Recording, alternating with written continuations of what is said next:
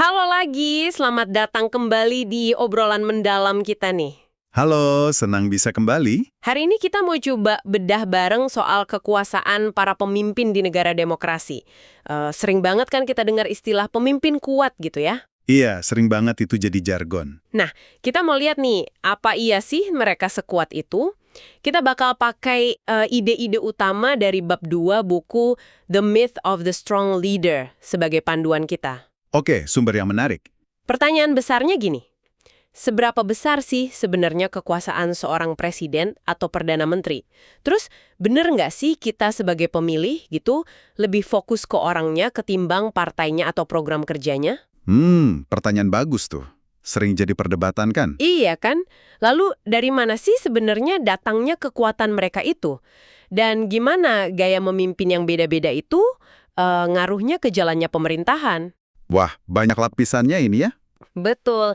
Jadi misi kita kali ini, yuk kita coba kupas deh lapisan-lapisan mitos kepemimpinan ini, biar kita sama-sama lebih paham apa yang sebenarnya terjadi di balik panggung politik itu. Siap, mari kita bongkar. Langsung aja kita bongkar anggapan umum tentang pemimpin kuat ini ya. Mitos pertama dulu nih, yang kayaknya paling sering muncul. Oke, yang mana tuh? Anggapan kalau pemimpin itu ya sendirian aja gitu, megang kendali penuh atas semua kebijakan. Kayak sutradara tunggal lah, tapi apa iya sesederhana itu? Kayaknya sih terlalu simple ya kalau gitu. Nah, coba kita lihat kasus Tony Blair deh. Perdana Menteri Inggris kan dia, dari 1997 sampai 2007. Buku yang kita bahas ini nunjukin, meskipun citranya Blair itu dominan banget ya, Iya, kelihatannya dia yang nentuin semua. seolah dia yang nentuin arah pemerintahan, ternyata banyak kebijakan besar yang jalan malah bukan prioritas dia loh. Bahkan ada yang dia nggak suka. Oh iya, contohnya apa tuh? Contoh paling jelas itu soal reformasi konstitusional. Oke, reformasi konstitusional. Kayak gimana tuh contohnya? Misalnya soal devolusi itu loh, pelimpahan sebagian kekuasaan dari pemerintah pusat di London ke Skotlandia sama Wales. Ah, iya. Yang itu cukup besar kan dampaknya? Banget. Terus ada reformasi House of Lords, undang-undang hak asasi manusia, sampai, nah ini dia, undang-undang kebebasan informasi. Wow, banyak juga ya. Dan itu semua jalan di eranya Blair. Iya, jalan di eranya dia. Tapi buku ini bilang itu tuh lebih kayak warisan agenda partai atau mungkin tekanan politik lain, bukan murni dorongan personal Blair gitu. Jadi bukan ide utama dia ya, walaupun dia yang jadi PM waktu itu. Menarik. Malah ironis banget loh soal undang-undang kebebasan informasi itu. Blair sendiri di memoarnya bilang kalau UU itu adalah sebuah kebodohan dari pihaknya. Hah? Serius dia bilang gitu? Selirus, dia nulis sesuatu kayak, di mana sih Sir Humphrey, tokoh birokrat fiktif di serial TV Yes Minister, waktu saya butuh dia. Maksudnya buat ngebatalin UU itu. Wah. Ini kan nunjukin dia sebenarnya nggak setuju banget ya sama UU itu. Persis. Jadi kelihatan banget kontrasnya. Satu-satunya area reformasi konstitusional yang diakui penulis buku ini sebagai kontribusi utama Blair itu proses perdamaian di Irlandia Utara. Oke, yang itu memang sering disebut sebagai pencapaian dia ya. Iya, dianggap pencapaian besar. Tapi itu pun prosesnya kan rumit banget dan ngelibatin banyak aktor kunci lainnya, bukan cuma Blair seorang diri. Betul. Proses perdamaian nggak mungkin kerja satu orang. Pasti banyak pihak terlibat. Nah, ini kan menarik ya. Kalau gitu, gimana sebenarnya realitas kekuasaan pemimpin ini kalau kita lihat lebih dalam lagi? Apa sih yang bikin citra sama kenyataan bisa beda jauh gitu? Nah, yang menarik di sini, menurut analisis dalam sumber ini nih, adalah gimana kekuasaan nyata seorang pemimpin itu sangat-sangat dipengaruhi oleh sistem politik negaranya. Maksudnya gimana tuh? Gini, kekuasaan Perdana Menteri Inggris meskipun bisa kelihatan dominan banget kayak Blair atau mungkin Margaret Thatcher sebelumnya. Iya, Thatcher kan terkenal Iron Lady. Nah, itu dia. Tapi kekuasaan mereka itu sebenarnya seringkali lebih terbatas loh, terutama buat urusan domestik, kalau kita bandingin sama Presiden Amerika Serikat. Oh gitu. Kenapa bisa beda? Karena di AS itu ada pemisahan kekuasaan yang lebih tegas, antara eksekutif, yaitu presiden, legislatif atau kongres, sama yudikatif atau Mahkamah Agung. Jelas banget batasannya. Oke, checks and balances-nya lebih kuat ya di AS. Bisa dibilang gitu. Tapi jangan salah juga Presiden AS juga nggak bisa seenaknya loh. Tetap aja ada batasan kuat dari Kongres, yang bisa aja dikuasai partai lawan kan? Iya, sering kejadian itu. Dan juga dari pengadilan, Mahkamah Agung bisa membatalkan kebijakan presiden. Jadi sama-sama ada batasannya. Oke, oke. Jadi intinya kekuasaan itu ya nggak absolut.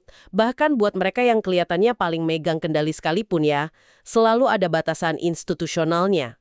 Tepat sekali. Dalam sistem demokrasi, kepemimpinan yang efektif itu seringkali bukan hasil kerja satu orang, tapi lebih ke arah kolektif. Kolektif maksudnya gimana? Ya, melibatkan partai politik. Partai itu penting banget. Mereka yang kasih kerangka kebijakan, kasih pilihan buat pemilih, dan juga mekanisme pertanggungjawaban atau akuntabilitas. Masuk akal. Peran partai penting ya? Nah, ini nih yang jadi pertanyaan kritis yang diangkat buku ini. Kenapa sih gagasan kalau satu pemimpin itu harus hebat di semua bidang, harus bisa nentuin segalanya, kok masih laku keras ya? Iya ya. Padahal kan nggak mungkin gitu. Di mata publik, bahkan di kalangan politisi sendiri, mitos strong leader ini kuat banget bertahannya. Padahal bukti-bukti menunjukin kompleksitasnya jauh lebih besar dari itu. Kenapa ya kira-kira mitos itu bisa bertahan? Wah, itu pertanyaan bagus. Mungkin karena lebih simpel ya, lebih gampang dicerna narasi kalau ada satu pahlawan atau dalang. Tapi penulis buku ini juga menekankan gini, pemimpin itu butuh kolega atau menteri yang kuat. Maksudnya kuat gimana? Kuat dalam arti berani kasih masukan beda, berani ngasih kritik konstruktif, bukan cuma jadi yes man atau ABS, asal Bapak senang. Ah, iya iya. Biar kebijakannya lebih mateng ya. Betul, terlalu banyak yang ABS itu justru resep buat kebijakan yang buruk. Pemimpin yang nekat maksain kehendak pribadinya, ngelawan arus mayoritas koleganya, biasanya sih nggak awet di kekuasaan. Logis banget sih itu. Dan ini nyambung nih ke mitos kedua yang mau kita bahas. Oke, mitos apa lagi nih? Apa benar kita sebagai pemilih itu cenderung milih orangnya, si pemimpinnya itu, ketimbang partainya atau kebijakannya? Buku ini bilang pandangan kayak gitu tuh penyederhanaan yang berlebihan dan biasanya menyesatkan. Nah, ini juga sering kita dengar ya, kayak pemilu itu cuma soal duel personal aja Iya ya. kan? Padahal ya, gimana? Memang seringkali kita kejebak sama narasi soal persona pemimpin sih. Media juga sering banget fokus ke sana, ke gaya komunikasinya, karismanya. Heeh, betul. Tapi kalau kita bedah lebih dalam, ceritanya itu nggak sesimpel itu loh. Coba kita lihat contoh pemilu AS tahun 2008 deh. Pertarungan antara Barack Obama lawan John McCain. Oke, pemilu yang cukup ikonik itu. Kemenangan Obama kan sering banget dibilang karena karismanya dia, pidatonya yang memukau, sosoknya yang dianggap baru dan bawa harapan. Iya, narasi hope and change-nya kuat banget waktu itu. Tapi buku ini ngasih lihat, banyak faktor lain yang nggak kalah penting, bahkan mungkin lebih penting.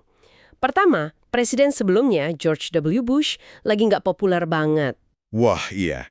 Itu akhir masa jabatannya emang lagi rendah ya approval ratingnya? Tingkat kepuasannya disebut hampir seburuk Raja George III di mata para pendiri Amerika dulu. Saking rendahnya itu. Hahaha, perbandingan yang ekstrim ya. Kedua, ekonomi lagi ambruk gara-gara krisis finansial global 2008. Nah, kondisi kayak gini kan biasanya bikin pemilih pengen perubahan drastis. Betul, faktor ekonomi selalu krusial dalam pemilu. Ketiga, Partai Demokrat waktu itu unggul jauh soal dana kampanye. Ini nggak biasa loh, biasanya Republik yang lebih kuat dananya. Oh iya, jadi Demokrat lebih banyak duit waktu itu. Iya. Keempat, strategi Demokrat yang jitu banget nge-frame McCain sebagai McSame. Alias ya sama aja kayak Bush, nggak ada bedanya. Ah, framing politik yang efektif itu ya. Dan yang kelima, tentu aja ya loyalitas pemilih terhadap Partai Demokrat itu sendiri, basis massa mereka. Oke, jadi banyak banget ya faktornya selain sosok Obama sendiri. Nah, ini nih bagian yang menurut saya sangat menarik dari analisis di buku ini. Kalau kita lihat data survei waktu itu, ternyata Obama itu tidak dinilai lebih tinggi dari McCain dalam hal kualitas kepemimpinan atau kepercayaan publik. Serius? Bukannya dia menang telak ya? Menang sih, menang, tapi bukan karena dianggap lebih leader-like atau lebih dipercaya gitu. Dia cuma unggul di satu aspek, empati. Empati. Maksudnya dianggap lebih bisa memahami rakyat kecil gitu. Iya, betul. Jadi anggapan bahwa dia menang semata-mata karena dianggap pemimpin hebat dari segi kualitas kepemimpinan tradisional, itu ya perlu dipertanyakan lagi. Kompleks banget kan faktornya. Wah, ini fakta yang menarik banget sih. Jarang loh diungkap sedetil ini. Biasanya kita seringnya cuma dengar soal karisma Obama aja. Iya kan? Nah, gimana kalau contoh dari Inggris? Selain Blair tadi, ada nggak? Ada. Buku ini juga ngebahas kemenangan besar Partai Buruh di bawah Blair tahun 1997, 2001, sama 2005. Lagi-lagi argumennya sama. Kemenangan itu bukan semata karena Blair. Oke, coba kita bedah yang 1997 dulu. Itu kan kemenangan besar pertama buruh setelah lama jadi oposisi? Betul. Nah, di 1997 itu, Partai Konservatif, lawannya buruh, lagi nggak populer banget setelah 18 tahun berkuasa. Mereka juga baru kena skandal Black Wednesday di awal 90-an. Oh, yang soal krisis mata uang itu ya? Iya, itu krisis mata uang parah yang bikin Inggris keluar dari sistem moneter Eropa, dan itu ngerusak banget citra mereka sebagai partai yang dianggap jago ngurus ekonomi. Oke, jadi kredibilitas ekonomi konservatif lagi jatuh. Banget. Jadi sentimen waktunya ganti, time for change, itu kuat banget di masyarakat. Sistem pemilu di Inggris saat itu juga kebetulan lagi sedikit menguntungkan partai buruh. Jadi banyak faktor eksternal juga ya? Iya, kalkulasi yang dikutip di buku ini nunjukin popularitas pribadi Blair mungkin cuma nambah beberapa kursi aja. Gak cukup buat menjelaskan kemenangan telak mereka itu. Jadi peran Blair-nya nggak sebesar yang kita kira ya di kemenangan 97. Oke, itu 1997. Kalau pemilu setelahnya gimana? Kan Blair menang lagi tuh, 2001-2005. Di pemilu 2001, faktor kunci yang disebut adalah persepsi publik kalau partai buruh, terutama di bawah Menteri Keuangan Gordon Brown waktu itu, dianggap kompeten ngurus ekonomi. Jadi faktor ekonomi lagi ya, persepsi kompetensi. Ya, ini penting banget buat narik pemilih kelas menengah. Terus di pemilu 2005, nah ini menarik. Meskipun mereka menang lagi, jumlah suara total yang didapat Partai Buruh justru lebih rendah daripada pas mereka kalah pemilu tahun 1992. Loh, kok bisa? Menang tapi suaranya turun dibanding waktu kalah. Iya, waktu itu pemimpinnya masih Neil Kinnock. Jadi kesimpulan penulisnya cukup tegas. Bukti-bukti yang ada nunjukin kalau nilai elektoral seorang Tony Blair itu nggak sebesar yang sering digembar-gemborkan media atau bahkan oleh partainya sendiri. Wow. Dia bukan faktor tunggal penentu menang atau kalah dalam 3 pemilu itu. Oke. Jadi apa artinya semua ini buat kita, ya buat Anda yang lagi dengerin? Mungkin pesannya gini, waktu kita ngamatin politik atau mungkin pas mau milih nanti, jangan terlalu terpaku sama citra atau persona si pemimpin aja. Betul, perlu lihat gambaran besarnya. Coba lihat juga faktor-faktor lain. Gimana rekam jejak partainya selama ini? Kondisi ekonomi lagi gimana? Isu apa aja sih yang lagi penting buat kita pribadi atau buat negara? Bisa jadi, hal-hal itu punya pengaruh yang jauh lebih besar ke hasil akhir pemilu. Dan yang lebih penting, ke hidup kita nantinya. Setuju banget. Ini semacam ajakan untuk melihat lebih kritis ya, melampaui panggung depan yang sering disorot media itu. Memahami konteks yang lebih luas. Nah, kalau gitu balik lagi ke pertanyaan awal. Jika kekuatan pemimpin itu bukan soal kendali mutlak atau sekedar daya tarik personal, lalu apa dong sumber kekuatan mereka yang sebenarnya dalam sistem demokrasi? Pertanyaan bagus. Buku ini ngasih contoh menarik lagi nih, dari Presiden AS Harry Truman. Dia kan naik jadi presiden karena Franklin D. Roosevelt FDR meninggal dunia ya. Awalnya dianggap presiden kebetulan, agak diremehkan gitu. Iya, sering dianggap underdog di awal. Tapi reputasinya justru tumbuh belakangan. Dia malah dianggap salah satu presiden AS yang cukup berhasil. Truman ini memang menarik karena gaya kepemimpinannya itu beda banget sama kesan pemimpin kuat yang mungkin arogan atau dominan gitu. Bedanya gimana? Menurut buku ini, dia justru berani mendelegasikan wewenang besar, terutama dalam kebijakan luar negeri. Dia ngasih kepercayaan penuh ke orang-orang yang dia percaya banget, kayak Menteri Luar Negeri George Marshall sama Dean Acheson. Padahal dia kan bukan dari kalangan diplomat ya awalnya. Betul. Uniknya lagi, awalnya Truman ini agak curiga loh sama para diplomat di Departemen Luar Negeri. Dia pernah nyebut mereka The Striped Pants Boys. Kayak sindiran gitu ya?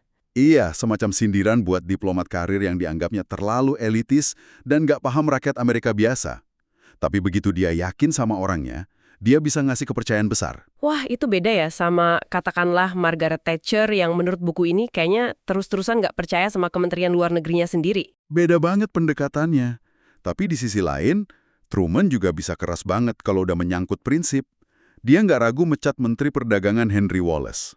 Kenapa dipecat tuh? Karena dianggapnya si Wallace ini mau bikin kebijakan luar negeri sendiri yang beda arah sama kebijakan resmi pemerintah. Dan yang paling heboh, tentu aja, dia mecat Jenderal Douglas MacArthur di tengah Perang Korea. Nah, ini dia, pemecatan MacArthur. Itu kan kontroversial banget ya. Banget.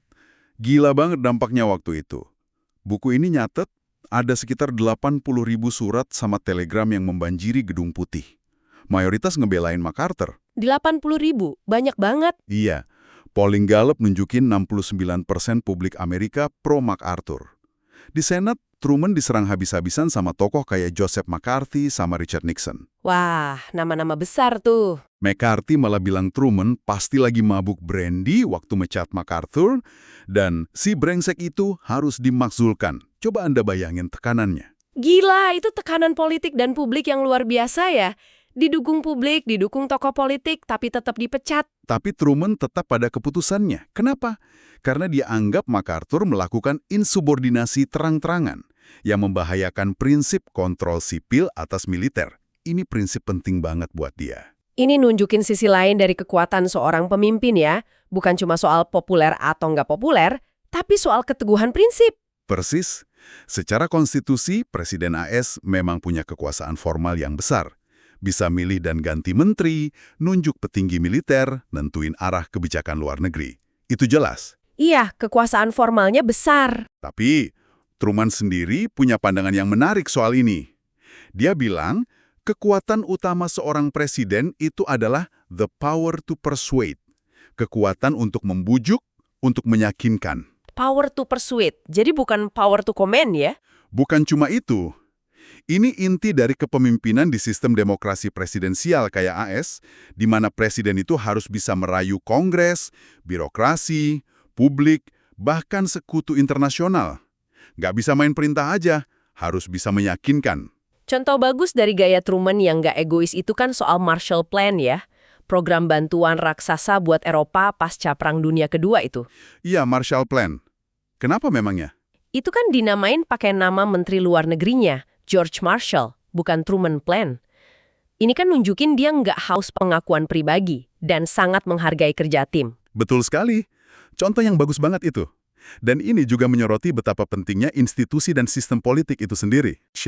Yang kadang dipakai buat gambarin Perdana Menteri di negara parlementer yang gayanya makin mirip presiden. Oh, sering dengar istilah itu. PM-nya jadi kayak presiden gayanya? Nah, tapi buku ini bilang, istilah itu bisa menyesatkan loh. Kenapa? Justru karena Presiden AS itu seringkali lebih terkekang loh dalam urusan domestik. Lebih terkekang? Kok bisa? Bukannya Presiden AS lebih kuat? Lebih terkekang karena pemisahan kekuasaan tadi. Kongres bisa diisi mayoritas partai lawan, Mahkamah Agung bisa batalkan kebijakannya. Beda banget sama PM di sistem parlementer, yang biasanya kan didukung mayoritas di parlemen. Ah, ya juga ya. PM biasanya lebih gampang meloloskan UU domestik karena partainya mayoritas di parlemen. Nah, itu dia. Jadi lebih mudah buat PM meloloskan agenda domestiknya. Makanya nggak bisa disamaratakan gitu aja kekuasaan PM sama presiden. Wah, ini perbandingan yang penting banget buat dipahami ya. Jadi nggak bisa kita pukul rata gitu aja. Kekuasaan PM dan presiden itu beda konteks institusinya. Dan tentu aja, gaya kepimpinan itu sendiri variasinya banyak banget kan? Banget. Beda-beda banget. Bandingin aja Truman yang mendelegasikan banyak hal sama Franklin D. Roosevelt, FDR, atau Lyndon B. Johnson, LBJ. FDR sama LBJ gimana gayanya? Dua presiden AS itu dikenal sangat aktif menggunakan kekuasaan eksekutifnya secara penuh. Seringkali turun tangan langsung ke detil kebijakan. Sangat hands-on. Beda banget Sobat Truman ya? Beda. Atau Dwight Eisenhower, presiden setelah Truman. Dia banyak mendelegasikan urusan luar negeri Kementerian Luar Negeri John Foster Dulles. Atau Ronald Reagan. Reagan itu fokus ke isu-isu besar, ke visi umum, tapi terkenal sangat lepas tangan dari detail implementasi kebijakan sehari-hari. Dia ngasih arahan besar, tapi detailnya diserahkan ke timnya. Wah, macam-macam banget ya gayanya. Iya, ini menimbulkan pertanyaan penting yang juga diangkat di buku ini. Gimana gaya yang beda-beda ini bisa sama-sama efektif? Atau malah nggak efektif, tergantung situasi dan konteksnya. Nggak ada satu resep gaya kepemimpinan yang pas buat semua kondisi. Betul juga.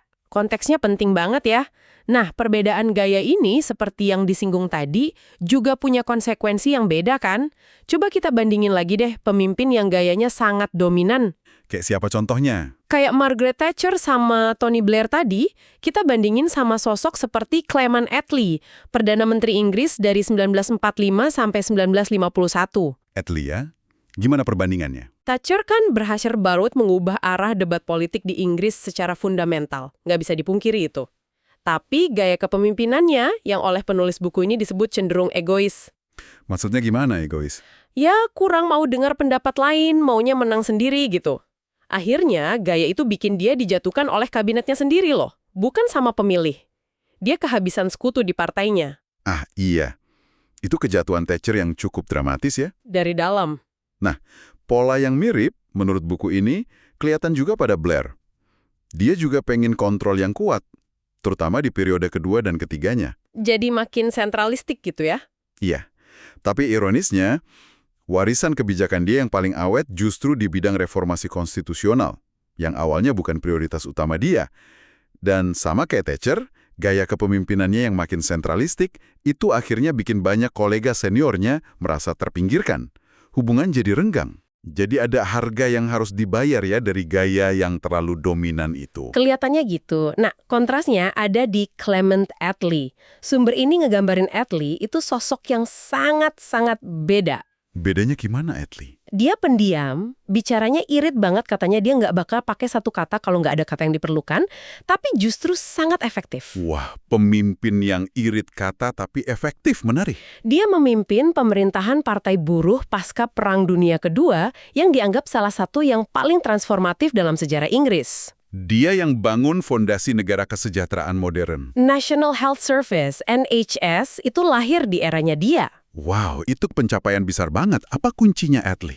Dia pintar ngasih ruang dan kepercayaan ke menteri-menterinya yang memang hebat-hebat waktu itu. Kayak Menteri Luar Negeri Ernest Bevin, Attlee berhasil mengubah potensi masalah. Masalah apa? Ya, punya banyak menteri pintar yang bisa jadi saingan kan, itu bisa jadi masalah.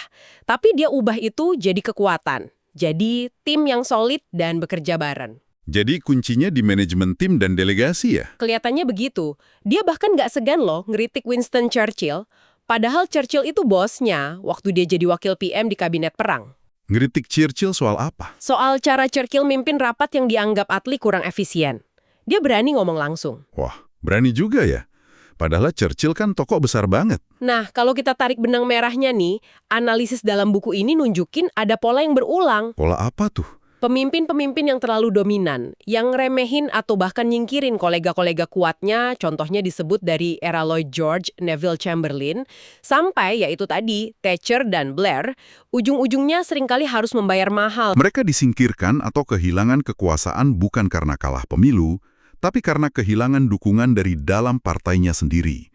Dihianati dari dalam kasarnya. Jadi kayak dijatuhkan oleh orang-orang terdekatnya sendiri ya? Iya. Ini nunjukin ada batas yang jelas untuk kekuasaan individual, bahkan buat pemimpin yang citranya paling kuat sekalipun. Sistem itu punya caranya sendiri untuk melakukan koreksi, tampaknya. Penting banget ya ternyata kemampuan untuk bekerja sama dan mengelola tim dalam kepemimpinan demokratis itu. Bukan cuma soal visi pribadi atau karisma doang. Sangat penting. Kebutuhan akan kolega yang berani kasih perspektif berbeda, yang gak cuma asal setuju aja, itu krusial banget buat menghasilkan kebijakan yang baik dan juga buat menjaga keseimbangan kekuasaan. Jadi butuh ada sparring partner internal gitu ya? Bisa dibilang gitu. Kemampuan pemimpin kayak Attlee untuk mengelola tim yang isinya orang-orang hebat dengan ego masing-masing, itu justru skill kepemimpinan tingkat tinggi loh. Setuju. Itu nggak gampang pasti. Nah, ini mungkin bisa jadi bahan refleksi buat kita semua nih.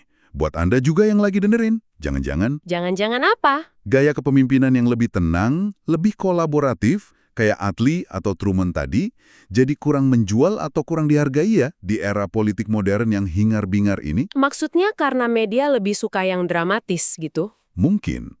Era yang sering terobsesi sama sosok pemimpin yang tampil kuat, karismatik, dan selalu kelihatan di depan kamera. Padahal yang tenang belum tentu nggak efektif kan? Pertanyaan reflektif yang bagus banget itu. Oke, jadi setelah kita ngobrol panjang lebar nih, membongkar beberapa mitos ini. Apa ya rangkuman utamanya buat Anda pendengar kami? pemimpin kuat yang sering kita dengar. Ada banyak banget batasan, baik dari sistem politiknya maupun dari kolega-koleganya. Betul. Nggak ada yang namanya kekuasaan tanpa batas di demokrasi. Kedua, pemilih itu membuat keputusan berdasarkan banyak banget faktor. Nggak cuma terpesona sama figur pemimpinnya aja. Konteks ekonomi, isu-isu penting, rekam jejak partai, itu semua punya peran. Jadi perilaku pemilih itu kompleks. Ketiga, kekuasaan yang sesungguhnya itu seringkali datang dari kemampuan membujuk atau persuasi, dari dukungan kolektif tim, dan sangat dipengaruhi oleh aturan main institusional yang berlaku. Power to persuade itu tadi ya. Iya. Keempat, gaya kepemimpinan itu sangat beragam. Nggak ada satu gaya yang paling benar. Dan gaya yang terlalu dominan, yang nggak mau dengar orang lain, malah bisa jadi bumerang dalam sistem demokrasi yang butuh checks and balances. Nah, dari semua ini, mungkin Anda bisa coba renungkan nih, bagaimana pemahaman ini bisa mengubah cara Anda melihat para pemimpin politik di sekitar kita, atau cara Anda mencerna berita dan narasi media tentang mereka. Pertanyaan bagus. Apakah kita selama ini cenderung terlalu menyederhanakan cerita kompleks soal kekuasaan dan kepemimpinan dengan cuma fokus pada satu orang saja? Terlalu fokus pada individunya. Dan sebagai pemikiran penutup nih, untuk Anda bawa pulang, untuk direnungkan. Kalau bukti dari buku ini dan contoh-contoh sejarah nunjukin bahwa kepemimpinan yang lebih kolektif, yang kekuasaannya lebih terdistribusi, itu seringkali lebih stabil dan efektif loh dalam jangka panjang di negara demokrasi. Menarik itu. Kenapa ya? Kita sebagai masyarakat kok kayaknya masih terus mencari-cari dan mendambakan sosok pemimpin kuat tunggal yang karismatik itu. Apa yang bikin kita tertarik sama figur seperti itu? Pertanyaan yang dalam ya. Dan pelajaran apa yang bisa kita petik dari pemimpin kayak Truman atau Attlee? Yang gaya kepemimpinannya mungkin nggak viral atau nggak instagramable di zaman sekarang. Hehehe, iya juga ya. Tapi terbukti mampu bawa perubahan besar dan memimpin dengan efektif di masanya. Coba direnungkan ya. Semoga jadi bahan pemikiran. Sampai jumpa di pembahasan mendalam kita berikutnya. Terima kasih banyak sudah menyimak obrolan kita hari ini. Terima kasih.